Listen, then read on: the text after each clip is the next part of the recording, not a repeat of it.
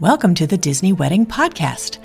This show is brought to you by Carrie Hayward's Fairytale Weddings Guide, the only guidebook and bridal organizer tailored exclusively to Disney's fairytale weddings at Walt Disney World. I'm Carrie Hayward, and each week I feature Disney wedding updates, money-saving tips, and interviews with wedding vendors and real Disney couples. I also cover honeymoons, anniversaries, and engagements at the Disney parks and resorts. Join me now as the Disney Wedding Podcast celebrates romance at Disney destinations.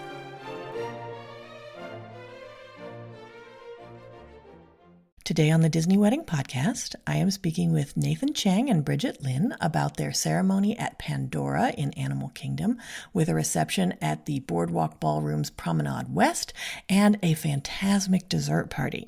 I thought you guys would be interested to hear how they chose all these locations and how they planned everything and how it all turned out. So welcome, Bridget and Nathan. Hello. Thanks so much for being on the show today. I would like to start at the very beginning and find out how you guys decided that you wanted to have your wedding at Disney. Disney was always a super big part of our lives. Nathan, his family had DVC, and I was always low-key a big Disney girly, but I didn't want to admit it. But we are high school sweethearts, and we always knew, at least I always knew, that I wanted to get married somewhere cool and like fun and kind of crazy and not really like the usual place that you think to get married. So when it came down to like, I think in 2022, we were talking about moving. We were talking about like, we had just both graduated college and we were like, what's our next step in life? And we started looking at Disney weddings actually. And we were also thinking about moving to Orlando at the time, and we were watching so many videos. We also downloaded your guide, and we were just super excited to like look into it. It was like one of the only big wedding things that we were like we love this, we love that, we love all of it. And there was something like sentimental for the both of us that we absolutely adored. So that got us kind of on it. And then when we moved to Orlando, that was when we really started going like, this is real, like this is pretty cool. So we are also in a Disney commercial of Nathan proposing to me, and he actually did propose to me at the BoardWalk. Now, how did that happen? So the commercial, I actually found on a sketchy Instagram ad, which I really don't say that to too many people, but I was like, what's the worst that could happen? We get kidnapped or whatever. So literally the day before the commercial, we auditioned for, and I didn't really tell Nathan what's going on because Nathan's a lot more skeptical than I am. And I'm a very like, yeah, let's just do it. So the day before the commercial, I was like, okay, they just told us we're filming tomorrow. So we need to be at Magic Kingdom at 5 a.m. for this commercial. So we get there at 5 a.m. and like 13 white vans pull up. And Nathan and I looked at each other. Nathan was like, we're getting kidnapped. This is over for us. And there were guard dogs everywhere. And we got out of our vehicle. And I was like, you know what? If this is how we go down, this is a great way to go down. So these white vans take us through an entrance at Tomorrowland in Magic Kingdom, and it drives through, and I've like, this is like crazy to me because I'm a big, like, I love experiences that I've never had before. And this was a new one for us. And we go into like the parks, and we get out the van, and we're sitting there waiting for our commercial to be filmed. Then when the director was talking to us, he was like, tell me about yourself. And Nathan was like, well, like, we just moved here. Like, I'm hoping to propose soon, but he didn't want to like tell me his plan. And the director was like, should we do a proposal in front of the castle at Magic Kingdom? He was just like kind of playing around. And next thing you know, it actually did happen. And so our commercial is actually like, it airs in the trailers before a lot of Disney movies. It also is on the official like Disney Instagram. Like it's literally everywhere. That's awesome. Not only did you not get kidnapped, but you got engaged. Yes. And then the actual proposal happened like 2 or 3 months later on the boardwalk, which is my favorite resort. And it was for our 7 years. And he proposed in front of the boardwalk. And it was amazing. And then our commercial aired January 1st on New Year's. That's awesome. So then, how did your friends and family react when they found out where your wedding was going to be? I take it they were not surprised. From my side, my family, I would say we're a little shocked. I mean, not totally shocked. They had kind of known it was coming for a while. They just like didn't get an official notice until we kind of booked our time slots with Disney. So my friends and family weren't terribly shocked. The only shocking part I think they had was when they found out it was at 5 in the morning. How many guests did you invite, and how many were able to make the trip? I think we invited 70, I want to say, 75, and then 54 made it. That's great. Did you set up a room block for your guests? We did set up a room block. We ended up choosing Pop Century, Caribbean Beach Resort, and then BoardWalk, since BoardWalk was kind of where our reception was going to be. So we set it around those three. We ended up having the majority of our guests stay at Pop Century and then a few of our guests at BoardWalk. So we kind of were talking with everyone and we figured out that no one was going to stay at Caribbean Beach. So we kind of moved all of the rooms that were going to be for Caribbean Beach over to the Pop Century so we could fulfill everyone. And then my family is DVC, as we mentioned earlier. And so we used a lot of our DVC points to house a lot of the wedding party itself. We mostly chose those resorts because they were Skyliner resorts. And so our reception was at the boardwalk, and we were like, okay, if they want to go back and take a nap, it's easier to use the Skyliner.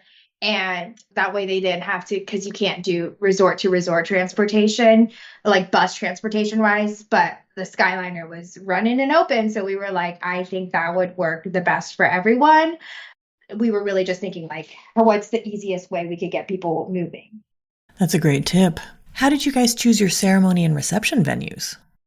We were thinking about how to make a Disney wedding even more of a Disney wedding. So our original plan was to do it at the wedding pavilion. But the more we started planning, the more we thought that although the wedding pavilion is super pretty and really nice, we wanted it to be more themed towards Disney because the wedding pavilion, if you've never walked the space before, it looks, again, really gorgeous when you walk inside, but it is kind of the only kind of distinctive factor you really see is the kind of the castle that's magnified in the middle.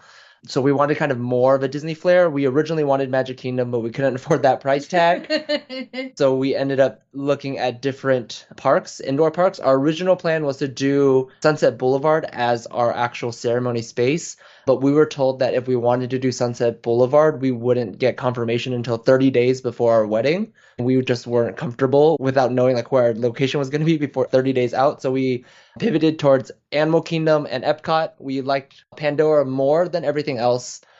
We knew it was going to be super dark, so we wanted a location that was going to be well decorated in the dark, and with all the lights that Pandora has up and like how everything looks at night, it just looks super gorgeous, and we knew we wouldn't have to spend a lot on decorations, so we kind of chose that for our ceremony. And then for our reception, our boardwalk is our favorite resort. So we wanted to kind of incorporate boardwalk in some way or fashion. We also knew we wanted to kind of take photos over there with our photo video team.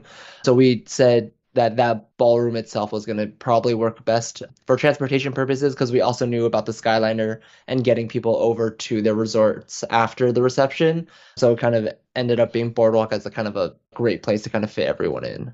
We also were very like, if we wanted to do Epcot or any countries in Epcot, I was like, we should just go to the country then, like the actual country. Like, I was like, if we're going to do Italy, why don't we go to Italy? Like, it's already a destination wedding for most people.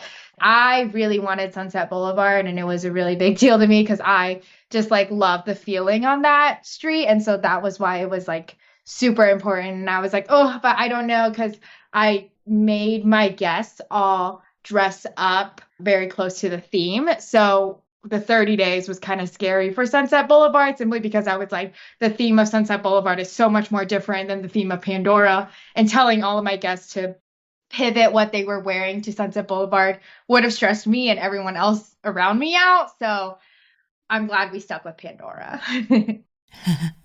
How did you choose the day of the week for your event? We knew that this was going to be a destination wedding for most people, and so we wanted to keep costs kind of low. And so we knew if we chose a weekday over a weekend that our minimums were going to be lower overall.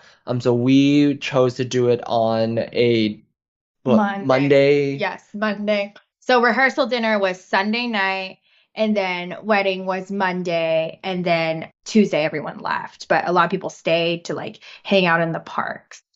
So yeah, big one was definitely just because we knew it was going to be a destination wedding and people had to take time off. We decided that we were going to make it cheaper on our end a little bit. So we wanted to just do it on a Monday instead. We also chose one of the most inconvenient weeks to do it on because it was finals week for a lot of the kids in college. So a lot of kids couldn't come, but we only had one kid at our wedding because we were like, we don't really want kids at our wedding. So literally having it on a Monday where people had to take off at least 2 days of work was perfect for us. And then how did you decide to do the early morning slot rather than the late at night slot? Well, I think it's because we wanted a more traditional flow of ceremony into reception. And so we were told that if we did ceremony super late at night, it'd be a dessert party, so like a 2-hour period only. And we really wanted kind of that 5-hour reception because dancing was super important to us, and we didn't think we could get all of everything we wanted to do in the reception done within 2 hours. So it kind of led us towards having that early morning ceremony so we could follow into a brunch reception. Got it. Did you guys use any outside vendors for the portions of your event that you were able to? Yes, so for photo, we did Elle with Captured by Elle. We were able to find her through the Disney wedding Facebook groups. I was going to actually use her for my proposal, but she was busy. So when our wedding came around again, I knew I had to reach out to her again because we just really like her style of work. She's very like type A and she's very on top of everything. And we just needed a photographer that like knew the Disney bubble. So we just reached out to her. She said she was available. It worked out perfectly. And then for our video team, I also found them through the Facebook group, but this was actually their second Disney wedding, but they were able to work with us. So there was Ezel Film Co. Shout out to Hunter and Logan. We are like best friends with them now.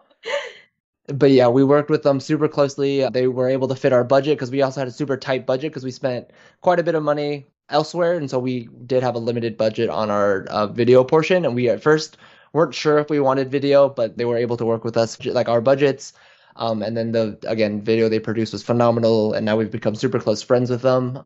They thankfully had been wanting to shoot a Disney wedding for a while. So they've done one previously at the Grand Floridian, but they never had done one inside the parks. And so when they found out that we were doing a park wedding, that's when kind of the doors opened and we really had a good conversation with them and kind of were able to work together that way. And something that was really important to us was we would look at a lot of people's work and stuff, and we would be like, a lot of it came down to like the little details. So something that became even more important was the vibe that we got from both sides. So when we had our call with Elle, the way that she carried herself, the way that she is just so awesome.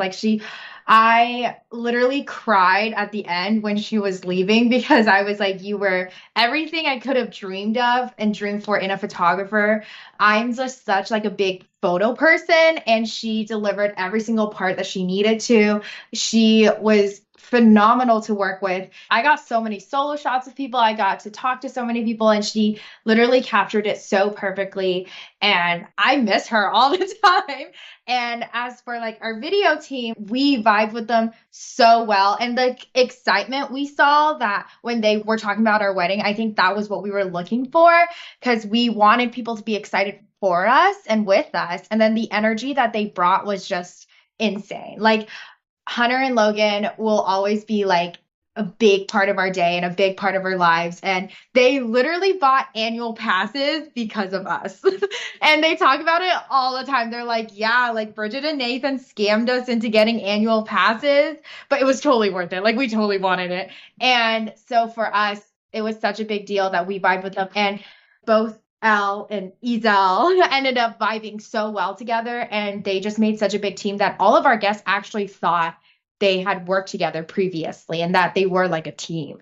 And I just like absolutely adore and loved all of it. That's interesting. Okay. How did you guys choose your officiant? So our officiant was actually one of our childhood friends, and our officiant was friends with Bridget and I separately before we knew each other. And when we were thinking about our officiant, we kind of wanted someone who had kind of known us growing up, and that's kind of a hard criteria to fit. And so he kind of checked all the boxes we need. And so we had asked him pretty early on, like once we knew we were doing a Disney wedding, if he would be our officiant, and he did a phenomenal job. It was his first time officiating. Yeah. So he was a little bit nervous, and you can kind of tell the nerves were there. But we wouldn't have asked anyone else to be our officiant. It was also just like the way that I'm such a big emotion person, and like I needed to have an emotional connection with our officiant. And if we didn't, I don't know if I could feel the feels that I wanted to. And so that was like super important to us. So for us, it was a really big part of it was like the emotional, like love and care that came with it. That's wonderful. What kind of entertainment did you have for the ceremony and the reception?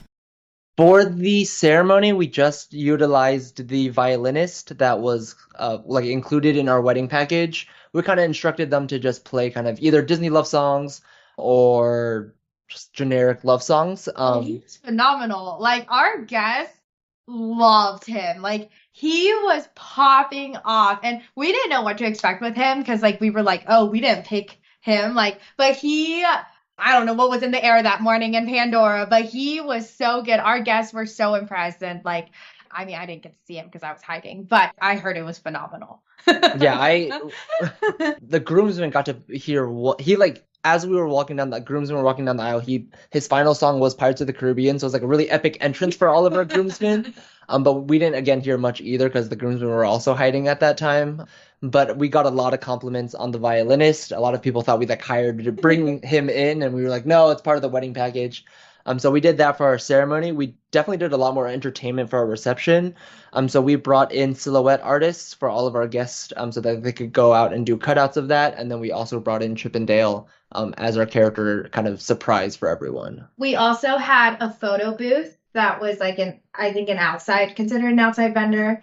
But we had a photo booth that worked really well for us and like had the space. And then we were deciding the longest time for what character to do at our wedding because we were like, oh my goodness, everyone does Mickey and Minnie. Like, I don't know if I like Donald. I don't know if I like Daisy. And we were both so like back and forth because at one point I wanted to do Baymax because I'm a very big like emotional connection people in Baymax. But then they were saying how if you had a character outside of the Fab 8, you had to have a backdrop. And we wanted the characters to be in a big group photo with us. So we were like, well, then Baymax can't just walk in and be in that big group photo because we need the backdrop. And then I also really wanted like Rapunzel because our whole reception was Tangled themed. But then again, the backdrop. And I was like, okay. And then I even thought of like Duffy because Duffy is a character that I absolutely love.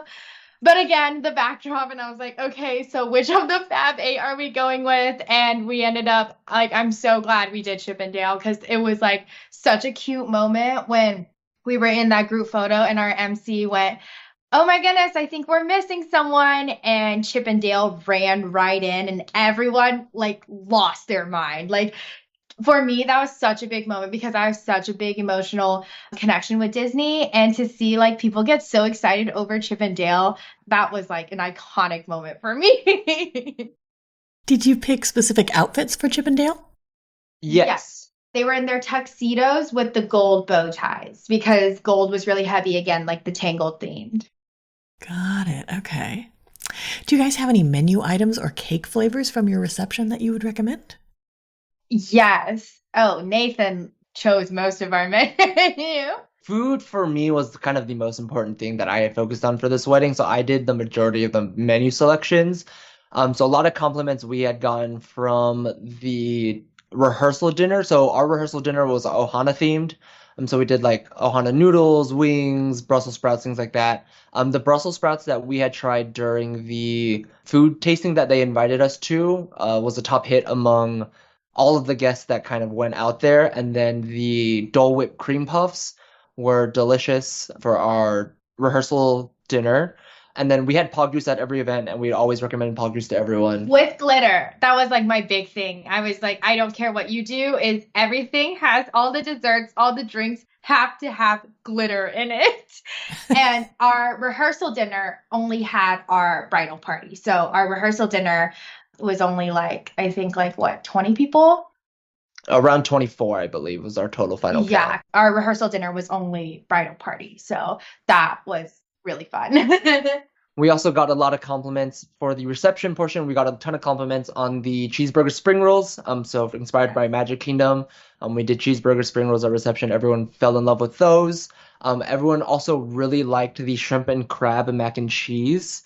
They served that to us during the tasting as well, and we fell in love with it. So we wanted to incorporate that somehow. So we did the shrimp and crab mac and cheese. The pan-seared salmon, something else that they served during the food tasting, was something that we tasted and then added onto the menu as well for the reception. We got a ton of compliments on that.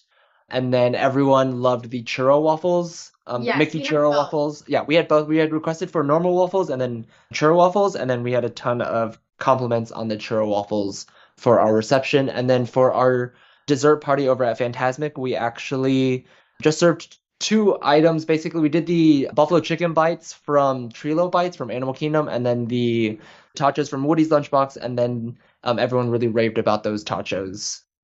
And let's just say, like, the service was phenomenal, like every single meal, and all of our guests. We had a guest who was gluten-free, couldn't eat garlic or onions. Things couldn't be too fried for, like, literally, I don't know what she ate, but she was like, the food was phenomenal. Disney was phenomenal. And I was like, okay. And we had a couple of guests who were gluten-free and vegan, and like they accommodated for everything. And that was something we absolutely will never stop raving about. Like the service, like the stuff, it was so good.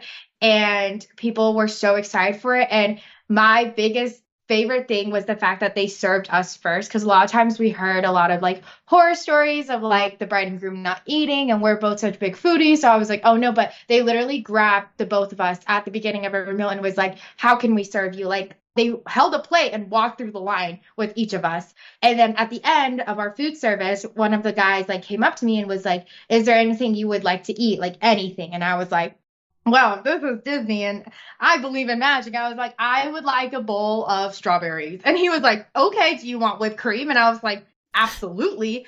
And literally, as I was going back to my seat after everything was over, there was a bowl of strawberries with a bowl of whipped cream covered in glitter waiting for me at my seat. And I have pictures of it. I literally almost cried. Like it was so beautiful. And I'm pretty sure by the end of it, us and all of our guests were pooping out glitter with the amount of glitter everyone had in their food.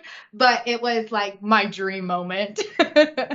We also ended up not doing cake, just because the cake pricing was a bit high on for us, and we wanted to put the money that we would have spent on the cake back into selecting more menu items. Yeah. So we ended up not doing cakes, but we did do the cake tasting, and we did enjoy quite a bit of the flavors, but we don't remember off the top of my head what we fully enjoyed, but we definitely decided to do no cake and just more food instead. Did a cheeseburger spring roll like eat photo thing with Chip and Dale. So instead of cake, like where you cross arms and you eat the cake, we did cheeseburger spring rolls. That's awesome. How did you guys decide to do Fantasmic for your dessert party? And did you add a ride mix-in? Let me tell you about this. This drove me insane because the number one thing for me was I know Fantasmic cancels for any reason. And I know that's the show with the most logistical problems with everything. But that show is me and Nathan's like show. Like we love Fantasmic. Like we sometimes even go to watch Fantasmic to watch people watch Fantasmic because I love watching people get so excited over that mouse. We knew we wanted Fantasmic and we wanted to do a ride mix-in after, which was Tower of Terror. And they had told us multiple times and they were like, hey, there's a possibility you won't be able to do a ride mix-in if there's 2 showings of Fantasmic. So there can only be 1 showing of Fantasmic and you can go on the ride right after. You literally do not know if you get to go on that ride until like a week and a half before the wedding. So our wedding was on May 5th, which you know May 4th is Disney is covered with people because May the 4th be with you, as it should be. but I almost cried over it.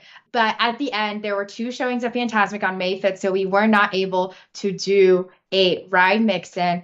And I had a little mental breakdown over it. I even messaged our wedding coordinator and I was like, hey, is there any way? Like, I wanted to do a ride so bad that I was like, is there any way we can do the Epcot nighttime show and go on Guardians? And unfortunately, there was also, she was like, I was trying to pull strings for you. There was so many, like, I think someone had bought out Epcot, right? Like all of the Epcot stuff that night. So we couldn't. But then, like, in my mind, I was like, I want to take people to see Fantasmic. Like, it is the show I rave about. It is the show that I think Disney does a phenomenal job of. Like, the feeling that we feel when we see Fantasmic is like irreplaceable to the both of us. And like, one really big thing about us is we want to show people why Disney is so special and so cool and so awesome to us. And Fantasmic was that show for us. So that was it. That was Fantasmic. And then for your Sago Key rehearsal dinner, did you guys decide to pipe in the music for the fireworks or did you skip it?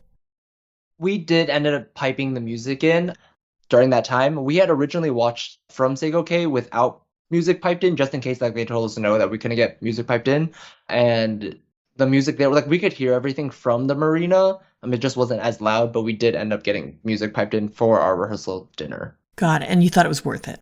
Yeah, for sure. I think if you have the budget and you can get the music piped in, I would definitely do it. It's not a must-have because you can definitely hear it from the marina, but it definitely feels more immersive having the speaker kind of right next to your whole party. It was also really cool. Like, our guests were really like, because we didn't tell our bridal party that we were watching the fireworks show of Happily Ever After. So they were really excited. Can you give my listeners a timeline of how the wedding day all fit together? So I was asleep from 11 p.m. to 1:30 a.m. My bridesmaids were awake the entire time. They just had like quiet moment on their phones, but they were awake. So shout out to my bridesmaids because that was wild of them. But I woke up at 1:30 and my mom started helping me with my hair. And I was like doing my makeup and my mom was doing my hair. And our videographers stayed actually at All Star. So at 2:35, we were supposed to go pick them up. And Elle, the photographer, was supposed to arrive at 3:15 to 3:20-ish around that time for the girls to do like pre-wedding photos and stuff. Like, I didn't get like the photos in the robes and stuff, but I got a lot of like my girls praying over me, like us reading books together. Like, we got a lot of that stuff that was ready. And then Elle got a lot of shots of my wedding dress and everything. So the guys were some of us were staying at BoardWalk, and then another portion of my groomsmen, because we had DVC points, were at Wilderness Lodge. And then we should note that the girls were at Fort Wilderness. Yes, the cabin's at Fort Wilderness. So the guys, we left BoardWalk around 2:15, picked up one of our videographers at 2:30, and we got to Wilderness Lodge around, I would say 2:45, 3. We got ready from like 3 to 3:20. We didn't take too long to get ready. And then we had a bus pickup time, I believe around like 3:45. And so we went to the lobby around 3:40, got picked up per private shuttle so that we could get transported into Animal Kingdom. Because the guys were going to do their own like mini session with our videographer inside the park first. So that was the guys' timeline. And then so we got dropped off, went through security, and then the bus went to go pick up the girls, and then our guests at the same time were getting picked up slowly from all 3 of the groups. So the guys had a private, like a smaller private, I think it was the 11 van, and then all the guests were getting picked up with that big bus. The first stop, I think, was Wilderness Lodge, followed by BoardWalk, and then the last one was Pop Century. And we had actually lied to all our guests. We told them to get there 15 minutes before the time they were supposed to get there, so everyone was there on time and early. But something awful had happened, which was the shuttle for that. After they dropped off the boys, they were supposed to come pick up the girls, and the bus driver had gone to the wrong resort. So instead of going to Fort Wilderness Cabins, he had gone back to Wilderness Lodge. So during this moment, like, they were telling Nathan, like, oh, Bridget's on her way, like, she's coming. But he was checking my location. He was like, this girl is not coming. Like, she is still there. I don't know where the bus driver is, but she's not coming. And all of my bridesmaids were trying to keep me calm.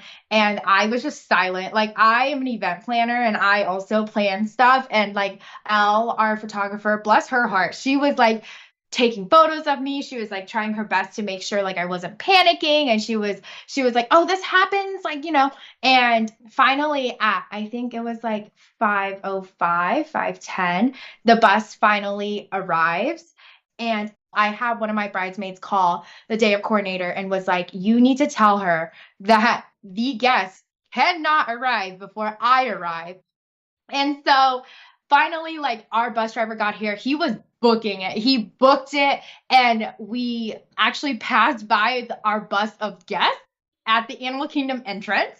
And they were being held there. And they all thought they were getting pranked by me, because they all thought like something was crazy was happening. And they started playing the funniest songs. And everyone was like, what is going on? It is 5 a.m. We're all a little delusional. Like, what is happening?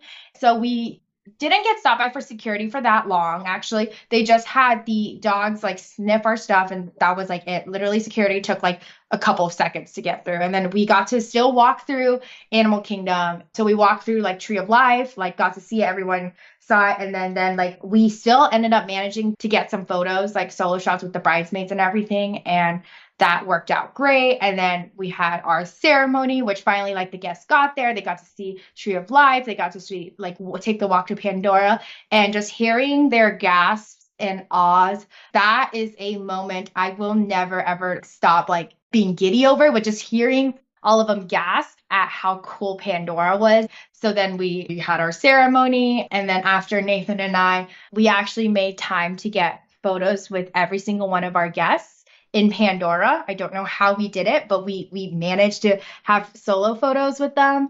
And they left, and we still had time for solo shots of each other. So we got to go through Pandora and got to take photos there. And we were quick. We were working on their time. And Disney, and Elle was so good with Disney too. Like, Disney was like, hey, you have like 5 minutes. And Elle was like, I think you guys should walk back a little more and we'll get some extra photos. Our videographer and Elle was like working so close together. They were so good together. And then at exactly like 6:30, like, we left. And like, we had gotten so many photos. And then between our ceremony and reception, we had like an hour 30, maybe 2 hours to take photos on the boardwalk. So we had like a whole, like, Nathan and I had photos in front of the boardwalk, like that front area with the sign. And then on the actual boardwalk, I got more solo photos with all of like the girlies. So all of our guests got in like a line. Like, I felt like a character, but all the guests got in a line. I took as many photos as I could with every single one of our guests. And there's like this one iconic shot of all the girls together, like all of the women who were guests, and in all of their dresses, because they all wore shades of purple, blue, and green to match Pandora. So we got those photos. So that was from 6:30 to 8 was our boardwalk photo time. During that time, we had instructed our groomsmen and bridesmaids, and then like one or two of our other guests to help us decorate our reception. So we did a ton of DIY for that. So we brought all of them into there so that they could help set up the space while we were taking photos. We didn't have doors open into reception until 8:30, and then we didn't serve food until about 9:10, because we wanted to do first dance, first introduction, speeches, things like that. So we didn't do any of that until about 9. Everyone ate. Reception closed at 1:30 for us. And then we told all of our guests to go take a nap because we wanted everyone back in front of Hollywood at 7. We cleaned up the space and then went back, took a nap. Bridget and I actually went back into the park, into Epcot with our video team. But we met everyone at Hollywood at 7. Our original plan was to go eat in the large patio for Fantasmic, but they actually made a weather call that day, which kind of made us a bit nervous. Out like a lot, because they were like, we don't know what call we're gonna make until 5 p.m., which I was like kind of losing my mind, because I was like, this is already so stressful. And I was kind of praying for the rain like to not come. I was like, you know what, if it's gonna rain, it's gotta rain like now. It's gotta rain at like 1 p.m. It cannot rain at 7 p.m. because so for us, like, we were so scared about Fantasmic canceling. So they were like, we'll let you know at 5 if we're moving your dessert party inside. And I was so nervous because I was like, I feel like if they move us inside, it means more than likely Fantasmic's going to cancel. So I kept asking, I was like, would we be able to still go watch it if like the show happens? And she goes, yes, absolutely. Like, Yeah, so they moved us inside. So we ended up in Pizza Rizzo for our location in their upstairs kind of private wedding area, which turned out to be a blessing in disguise because it was very humid that day. yes. And so we were able to eat inside with AC on. We didn't have to do any decorations because the Pizza Rizzo space was already decorated. Yes, R.I.P. the Muppets. And then we were eating there, and then the show was, I believe, at 9 that day. But before we went in, so they had told us to get there at 7 p.m. and us and all of our guests were there at 7 p.m., which was earlier than the time that they originally told us for like the regular patio dinner. So when we got there, we were all waiting around and I had asked her, I was like asking our guide, I was like, hey, like, what is happening? Like, why aren't we going in yet? And he's like, okay, let me check. Like, so I was yapping and then they went and got Nathan and they were like, Nathan came to grab me after and was like, hey, we gotta go. And I was like, oh, are we going to dinner? He goes, no, like, they're letting us take photos on Sunset Boulevard, the China Tower, and like in front of Muppets. I was like, what? Like in our videos and our photos, I was losing my mind. And so they walked us, our whole entire group, to Sunset Boulevard. And then the guy asked me and he was like, do you have a spot? And I was like a spot for photos? He was like, yeah. And I was like, absolutely, I have a spot. I love Sunset Boulevard. So there's this certain spot on Sunset Boulevard where we got to take our photos and we have a huge group photo there. And we also took like a video there. Like Nathan and I got private photos on Sunset Boulevard, which was so cool. And then they moved our whole group to in front of the Mickey and Minnie's Runaway Railroad, like the Chinatown Theater. And that was so cool. And then they moved our whole group again to Muppets and we got to go in Pizza Rizzo. And then after we ate, they walked all of us to Fantasmic and we got to like walk through like the entrance near Tower of Terror, like the exit entrance, because we were a pretty big party and they walked us and we got to watch Fantasmic. And then that was the end of our wedding day. So for each of you, what was your favorite memory of your wedding day? Mine was definitely giving like a lot of our first time Disney guests kind of a mini Disney experience and like having them have like shocked faces over all the food, all the entertainment that we brought in. Mine was Sunset Boulevard and Fantasmic for sure. When you guys were planning, what were some of the most important aspects of the event where you focused your attention or your budget? Nathan, you mentioned food. So food was for sure our big one. We wanted to make sure that everyone was fed properly, that we had different meal options for everyone. That was definitely the biggest one. The second one was entertainment. We wanted to make sure that we kind of sprinkled in some Disney magic with the silhouette artists, with photo booths, with characters so that people got to experience Disney for the first time. And then our third one was probably location. We just really wanted to make sure that it kind of felt like Disney and you were enclosed in the Disney bubble. So we really put a lot of thought into kind of where we wanted to be for location. That's great. Were there any aspects that were less important where you maybe saved your money or just your effort? Decor. Yeah, we ended up going very minimal with decor. If we could do it ourselves, we did it. And then we just brought it to the ballroom to have us decorate. Flower was another one. My mom is a florist, so she helped us out and she bought like fake flowers, and kind of just helped make all of our bouquets. But we knew that like it wasn't going to be something that we wanted to focus a lot of our time or attention to. So I think those were like the two biggest money savers that we had. Yeah, and we knew that people were going to be so stunned by Pandora that for them, like we knew they wouldn't even notice any extra decor we did. Definitely, yeah. Did anything go wrong or just not turn out like you expected? You mentioned the transportation. Outside of the whole transportation debacle, food service for our reception started a bit later than expected. Yeah. I believe they had a different BEO than what we were told, or like they didn't get communicated as well, and so they were expecting to start a bit later. But so we had asked them to kind of rush service a little bit so that we could start at our expected time. Nothing too crazy. I think we started like maybe 10 minutes late on food service, but it was kind of a bit confusing on why we weren't able to start on time, just because all of our guests were kind of hangry at that moment because they had woken up so early. So that was kind of a long 10-minute wait. But outside of kind of transportation and that food service, Disney was able to pull their magic and kind of made everything happen. That's wonderful. Was there anything that seemed like a big deal beforehand and then turned out not to be? Weather. That was really it. Like, it was just weather. And Yeah, weather was the big one Yeah. because we knew we were kind of closing in on hurricane season. yes. And so we knew it was going to be a bit hard to kind of predict the weather going into that time frame. And so we knew we couldn't do it any further into May, but because of how the holidays worked this year, we just knew it had to be in May.